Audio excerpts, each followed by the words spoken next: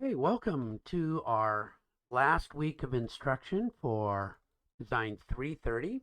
It's going to focus on your final portfolio, but the first draft of your portfolio, and your portfolio is essentially a complete set of sheets from your commercial build out project, starting with your architectural sheets, mechanical sheets, electrical sheets, plumbing sheets. And so the goal is to put those all together into one complete full set and submit it. And so I've given you a process to go through to do that. And your first draft will be due at 11:50 p.m. 11:59 p.m. on the 11th. Okay? So and it says executive summary and drawing, so I need to change that. It's just your draft is due. There is no executive summary. There are no drawing files. Just that draft is due. And if you turn it in by that time, I'll go through it in pretty close detail. And by Sunday, I'll have for you a good set of comments and notes and things that you might revise if you haven't already caught them yourselves. And there won't be a grade input until the end of finals when your final portfolio is due, and whatever grade you get on your final portfolio I will duplicate into your first draft. You're not going to get a grade there until it's all done. What you will get is a whole bunch of feedback and good review of it. Okay, so that's what we've got going. It's your final portfolio first draft. It's your architectural, mechanical, electrical, and plumbing sheets that you've completed. And remember, in each of those groups, the mechanical, electrical, and plumbing, there were at least some plan views, some schedules, and details. And I will be looking to see that your detail sheets, I know many of you have made the details and not gotten them all the way into your Revit. But now they belong in Revit, and it's a pretty easy, quick changeover. So there we go. So let me go over a few things. Here's our activity guide, a little bit about portfolios, and remember, your portfolio is what you're going to use to represent yourself when you're applying for work. And so you want it to be the highest quality you can, but it's a live document. You can do whatever work is appropriate and you can do now, and then you can do more later on. And it'll probably be appropriate for you to pull portions of it to create a whole new portfolio for each specific job that you apply for. Okay, so these are the real output of our class, your portfolio. So do the best that you can with it. So there's a few steps to go through. We review your assignment guides and list all of the drawings. You can go right back to the calendar to get all those assignment guides that we've done and read each one to determine what drawing sheets along with the names and numbers were required for each assignment. Now, sometimes I didn't give numbers, sometimes I did, but make yourself a spreadsheet. This is a planning document for you to use so that you can ensure that you've got everything done. Okay, so that's just go back and review and create a planning document for yourself. Really a simple spreadsheet or a table or a list with certain information on it. Okay, so once you've got all those, I want you to renumber everything according to a specific system. You'll all have different amounts of sheets and things. So for your cover and the project, use A dash, HVAC M dash, P dash, and E dash. That's been pretty standard all the way through. Now I want your plan views and any plan views to start with a 100.1, and if you have another sheet, 100.2. Elevations or section sheets will be 200.1, 200.2.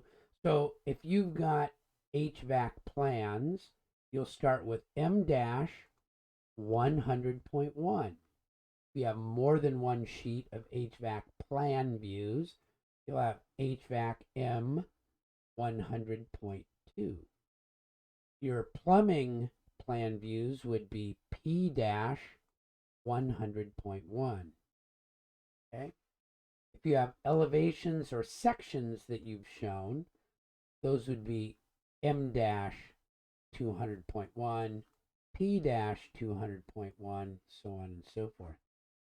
Where you've got your 3D views, those should start with 300.1, and your calcs, schedules, calcs, and details should all start with 400.1.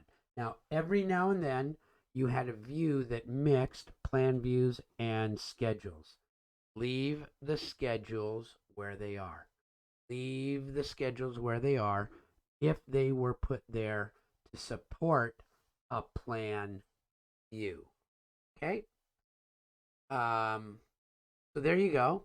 And there are some calculations in your architectural ones that just belong on that architectural page. So you can leave your architectural ones as they were set up.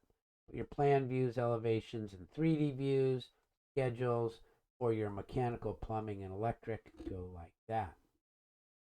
Okay, so go back to your Revit and renumber them so that they match this system.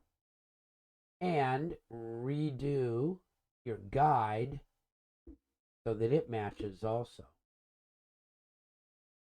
Okay, and then in your little spreadsheet, link to those Revit files where each one of the views or sheets is found. Okay, so I know that you can do that all within Revit, but I want it all in one place in a spreadsheet. So each drawing sheet is in one of the various Revit files, and so link them in this file. Okay, so you're going to compile all existing drawings from weeks 9 through 15. Then you're going to review for breadth and depth for meeting the requirements of the drawing set. So first, do the breadth. Do you have all of the drawings and views? If you don't, that's the most important thing to do, is complete that drawing set. Even if you don't have full set of views to put on it, that's the breadth of the assignment, that you have done all of the sheets and views that are needed. If you don't have enough detail views, then put in blank ones. Okay, so ensure that your drawing set meets the breadth of the assignment. And for the depth of the assignment, you want to make sure that each of the views and sheets looks like an industry standard one. So this takes, you're just doing a review right now, and you're listing down what you need to do. So then add a column to your little spreadsheet to record whether it meets breadth and depth or whether it needs to have some work done. Okay? It says here, include only the sheets or views for which you have time and skill to revise and complete. So your breadth, you've got to get that done. But if you see some minor little details and it's just way too much, don't worry about it in the depth. Do the best you can. But this is sort of your plan of what you're going to do to fix everything up. At a minimum, at the end of this week's work, Wednesday at 11:59 p.m., you're going to want to have at least all of your sheets put together and a list of what views still need to be added or revised to make better. The last thing is, and this is a variable amount of hours, is go fix it. Complete your missing drawing sheets and views. Use your spreadsheet as a guide. Revise whatever appropriate views that you've got, and then create a single PDF file that contains all of your work, right? And so that is this one right here. Revise, combine into a single PDF. So you should be able to reprint each segment AMEP as a single PDF, and then combine those 3 PDFs and put them in the order that you want. Okay, and you can combine them with Adobe Acrobat or another system. I do have a video here for you to watch if you need to. Very well done, and it gives you a couple of different options for what you can do. So that's it. So what's due 11:59 on Wednesday?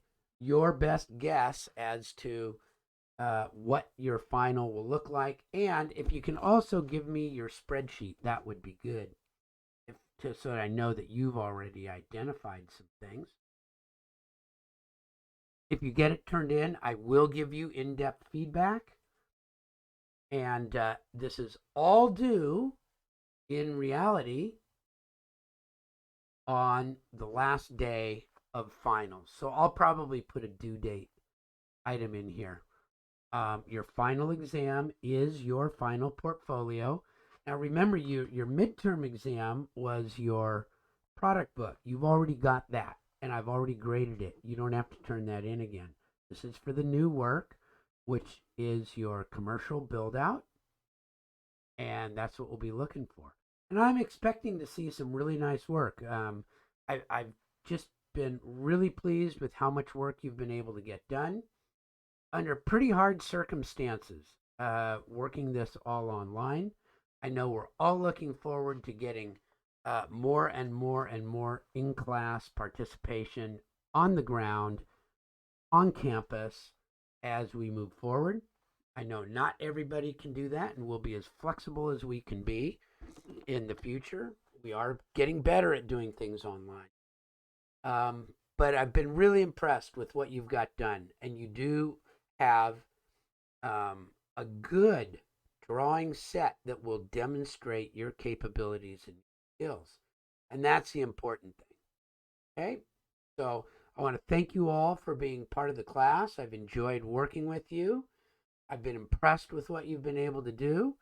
And for those of you who are graduating or finishing your certificate, keep your eye out for those job positions, and be sure to contact me if you need a letter of recommendation or just to list me as a reference. And for those of you who are continuing on, I'll look forward to seeing you in one of our future classes. So thank you. Have a great summer, and turn in your great work before you do your great summer. And thank you so much for your time and attention. Enjoy.